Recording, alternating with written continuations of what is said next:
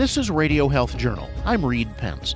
This week, the paradox of harm reduction to treat opioid addiction. Why would you, quote unquote, help somebody use drugs? How a group of drug users transformed one city's struggle with addiction, when Radio Health Journal returns. I'm Nancy Benson, host of Radio Health Journal. If you enjoy Radio Health Journal, you'll also like our sister show. Here's a preview of what they're covering on Viewpoints this week. This week on Viewpoints. We say that two heads are better than one, but actually that's not usually true, but sometimes it is. And two heads are better than one when those heads think differently enough. What makes for an exceptionally effective group? Then, in an age of budget cuts, why it's important to support public libraries. These stories in depth this week on your public affairs magazine, Viewpoints. Listen to Viewpoints on your favorite radio station, iTunes and Stitcher.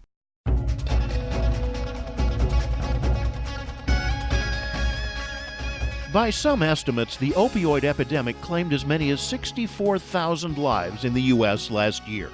That's up from 15,000 deaths 20 years ago. So perhaps the last thing you'd expect anyone to do to stop the epidemic is make it easier for addicts to take drugs. But that's exactly what the city of Vancouver, British Columbia has done. Their controversial policy is called harm reduction, and experts say it's helping addicts get clean. I do understand where people who oppose harm reduction are coming from, because it can sound counterintuitive.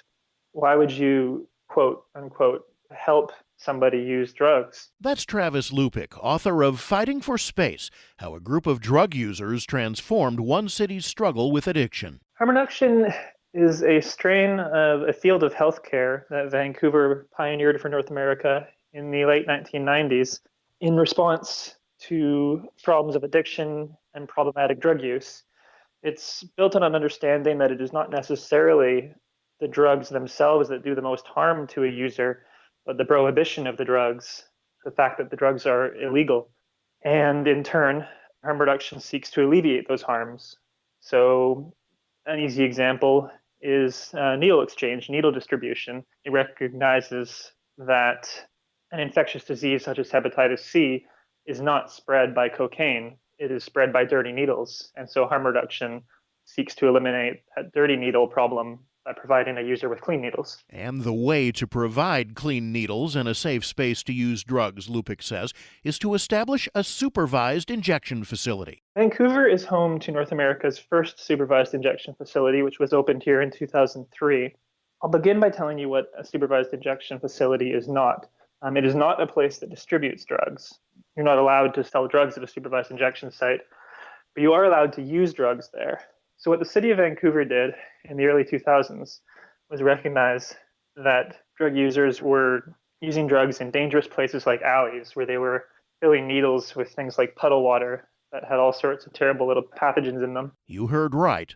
Puddle water. To inject drugs, you need to mix the substance, usually the heroin or the cocaine, with water, because you can't inject the powder into your bloodstream. So you mix the drug with water. Because drugs are illegal, we push people to the alleys. Often the only source of water they have is in puddles or drains. And they said the sorts of conditions that we're forcing people to use drugs in are hurting them. Can we alleviate that harm? And part of the solution they came up with was, let's establish a supervised injection facility.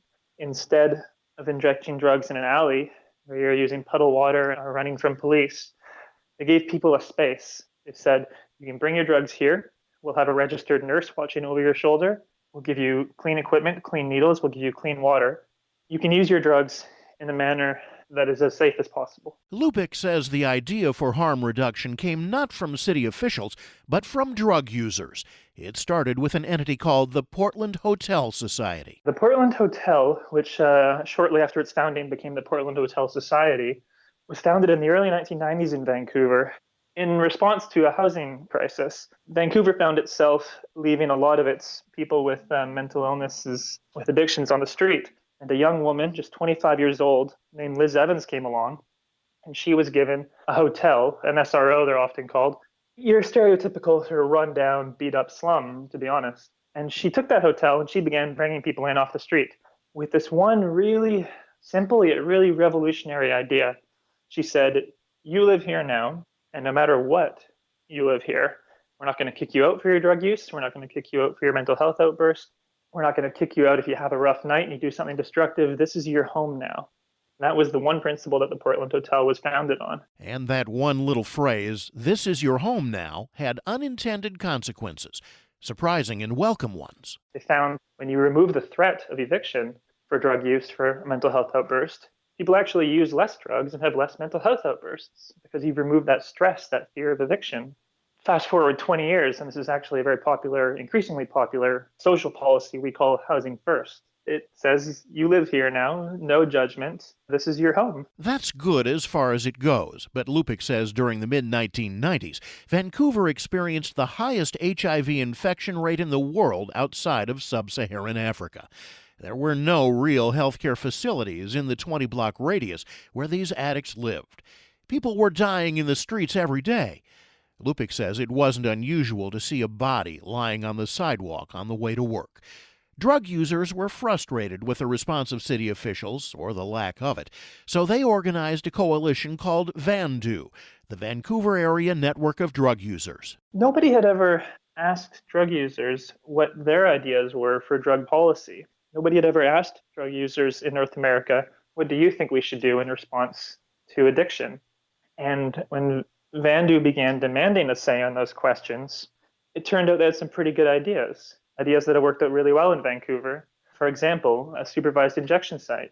They said, we have nowhere to use drugs but the sidewalks. We're afraid of getting kicked out of our rooms at the hotels, and we're afraid of getting arrested. And if they had an injection site, they said, we would be able to use drugs in a more safer manner.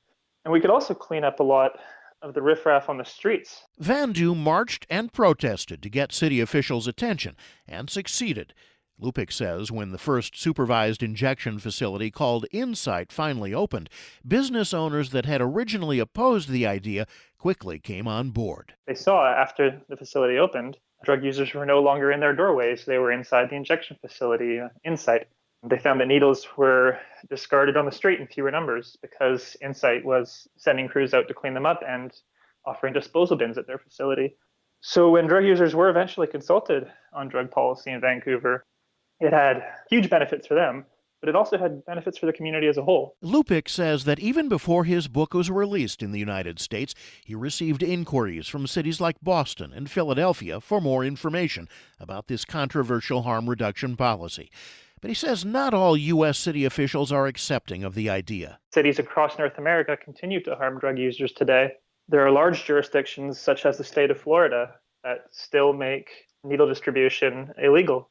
I would argue that the state of Florida is hurting drug users there by forbidding them from accessing clean equipment to use drugs that they are addicted to.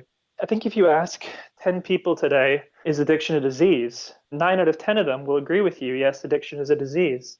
But if you ask those same 10 people, how should we respond to addiction? The majority of them still will say we have to prosecute, we have to arrest dealers and that sort of thing. We're in this weird space around addiction where we tell each other that we agree it's a disease, but we don't take the next step and actually respond as if it is a disease. We think we understand addiction, but if you look at our actions, I really would argue that we don't. Even some former drug users are against the idea of supervised drug injection facilities. Lupick cites the work of Matt Bell of Ohio and his drug abstinence program called Team Recovery. Matt was very careful to stress with me that he's not on board with needle exchange and that sort of thing. He focuses on abstinence. But him and his friends are now one of the largest distributors in Ohio for naloxone, the so-called overdose antidote. He told me, we're doing more naloxone distribution than anybody else in the state now, but don't call it harm reduction. We're not on board with that. I understand where Matt is coming from, where he says, no, it's only focused on abstinence. But the reality is, for a large number of people, a majority of people struggling with an addiction, abstinence is not so simple and often doesn't work. Relapse rates for heroin and cocaine use are extremely high. What harm reduction says is we're going to keep you alive for another day. We're going to keep you alive, and we're going to keep you as disease-free as we can long enough for you to get into treatment, to get to that point where you can one day move to abstinence. It's a lifeline. It gives people time. Back in Vancouver, upstairs from the supervised injection facility Insight, is the detox facility called Onsite. Lupick says this dual approach works. A harm reduction policy ensures that clean facilities help to keep drug users disease-free and keep them alive long enough to eventually graduate to detox. However, Lupick says there's a shortage of doctors who are willing to go into the drug addiction field. It's a field that is not a very popular one. I think the world of doctors. I've had great experiences with them in my own life. I've found them to be the most caring and sensitive people I've encountered. But we need doctors to take a much greater role in response to America's opiate epidemic than they have thus far.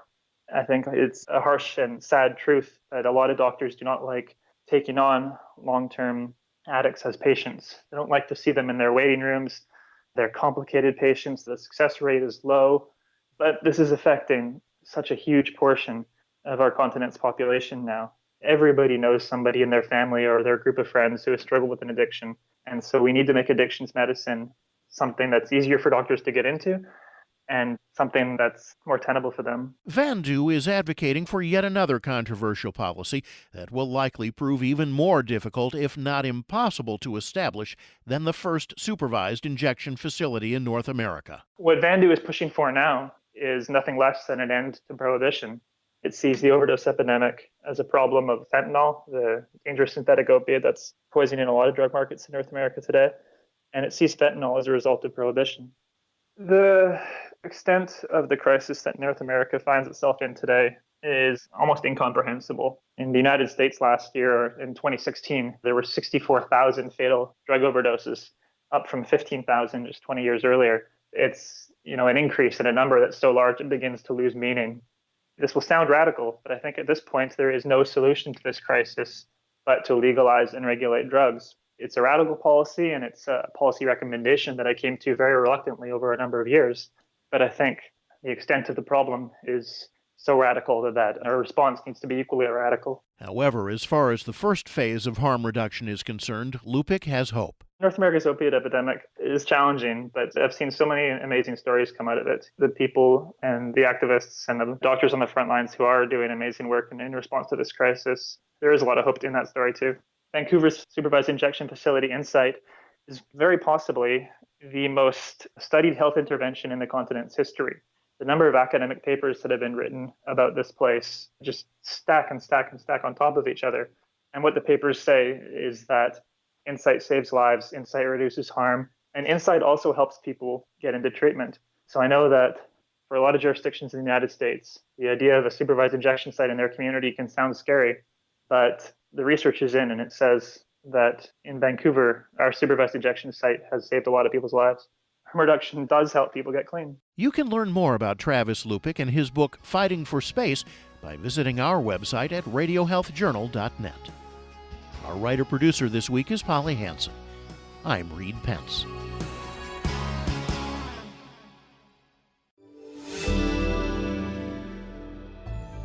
Medical notes this week. Patients with asthma who haven't responded well to treatment may be greatly helped by injections of a drug for eczema. 2 studies in the New England Journal of Medicine show that patients with moderate to severe asthma reduced flare-ups by half or more after getting an injection of dupilumab, a drug approved by the FDA for eczema in 2017.